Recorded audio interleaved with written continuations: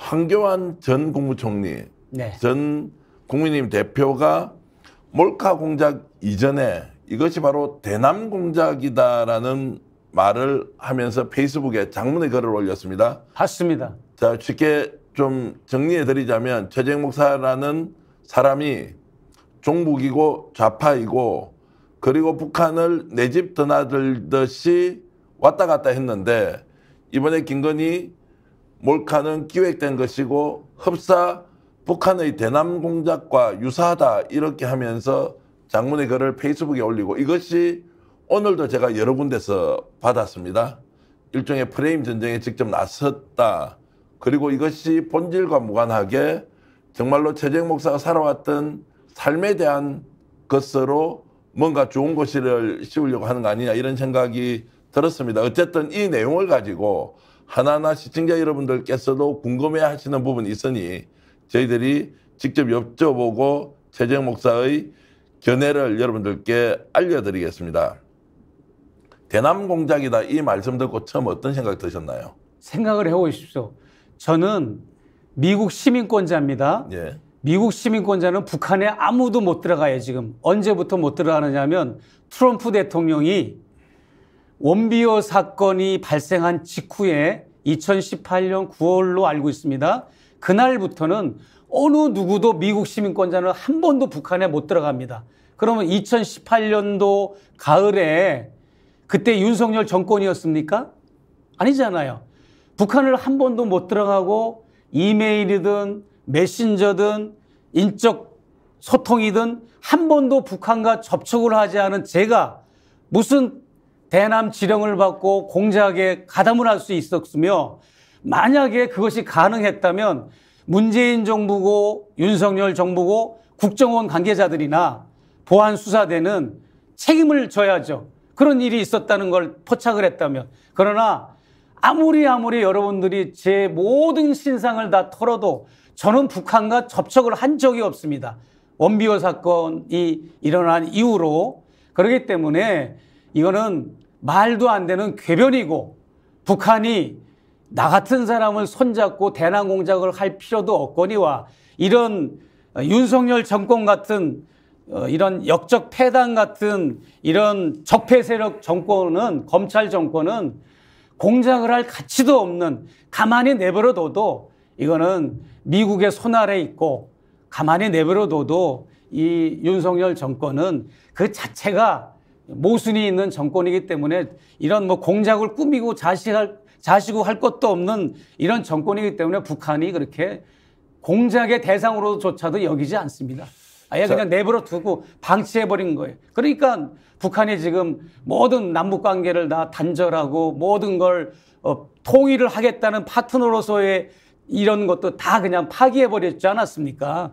그런데 무슨 저를 뭐 대남 공작의 공작원이다, 해외 뭐 노동당 해외 조직원이다 이런 뭐 태용호의 말이라든지 이런 황교안의 이런 주장은 근거가 없고 황교안 씨도 제가 아주 정확하게 맞고서 내지는 무고죄, 명예훼손죄로 고발할 건데요. 이 황교안이라는 이 종자는 아주 사악한 종자입니다. 공안검사 출신으로 얼마나 많은 사람들한테 간첩을 누명을 씌우고 그런 짓을 해가지고 이 진급이 됐는데 이 아무 근거 없이 내피셜만 가지고 북한에 드나들었으면 북한을 방문했으면 방문 목적을 수행한 거지.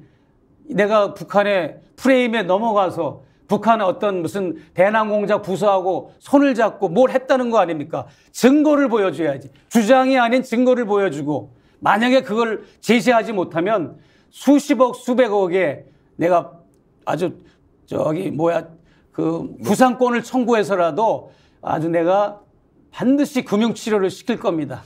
자, 그래서 이제 황교안 전 자유한국당 대표가 네. 국무총리까지 지냈는데 본인이 왜 이것을 대남 공작이라고 규정하느냐면 네.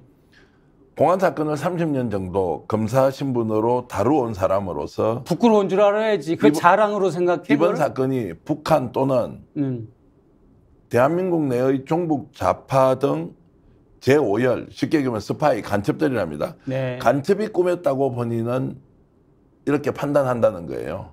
그래서 그 근거가 30년 동안 공안검사로서 수행해본 결과 이것은 대남 공작의 하나로서 최재형 목사와 국내에 현재 일종의 밀약하고 있는 종북 좌파 세력이 공동으로 기획해서 김건희 기획목화를 만들었다 이렇게 이제 주장하는데 그 근거에 대해서는 어떻게 생각합니까? 30년 말이 안 되는 궤변이고 예. 30년이 됐든 3년이 됐든 뭐 40년이 됐든 황교안의 공안검사 시절에 간첩 조작 사건 누명을 씌우고 억울하게 했던 거는 이제 역사가 단죄할 것이고 제 사건 너무너무 잘했어요. 페이스북 올린 거를 제가 이제 누가 보내줘서 읽었는데 아주 잘 됐습니다. 전혀 근거가 없는 지가 근무했을 때 지가 했던 방식에 그런 것이 먹혀 들어갈 줄 알았지 제대로 걸린 겁니다. 무슨 근거로 그렇게 얘기를 합니까? 그래서 이제 황교안 전 자유한국당 대표가 페이스북에 밝혔던 근거 하나하나에 대해서 좀 질문을 드리고 짧게 대답을 하면서 우리가 혹시 오해하고 있던 부분은 네? 바로 잡아야 한다 이러면서 질문을 좀 이어가겠습니다.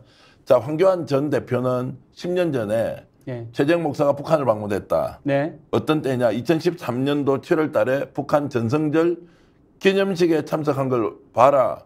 네. 이게 종북 좌파 아니냐?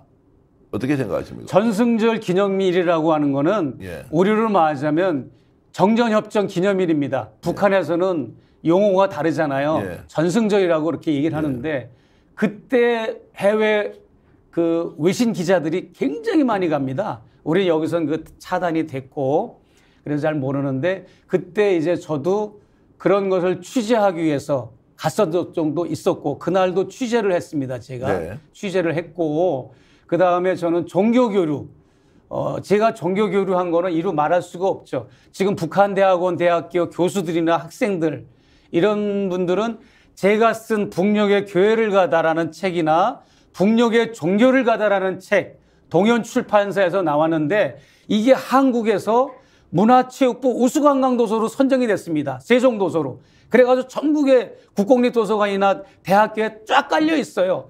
객관적으로 제가 북녘의 종교시설과 이런 걸 방문해서 실체를 그대로 사실관계를 확인해가지고 영상물과 함께 다 이렇게 내가 책으로 썼는데 남한에 있는 보수, 중도, 진보 할 것 없이 거기에 굉장히 나한테 점수를 주고 열광을 해서 강연 요청이 많았던 거죠. 그런 활동을 그때도 가서 한 거고요. 저는 절기 때 가야 많은 사람들을 만날 수 있고 많은 취재가 용이하기 때문에 이제 갔었던 거고 그때 이제 6.25 전쟁과 관련된 어떤 밝혀지지 않은 사실들, 역사적인 사실들을 북측은 북측대로 자료가 주장하는 바가 있을 거 아닙니까?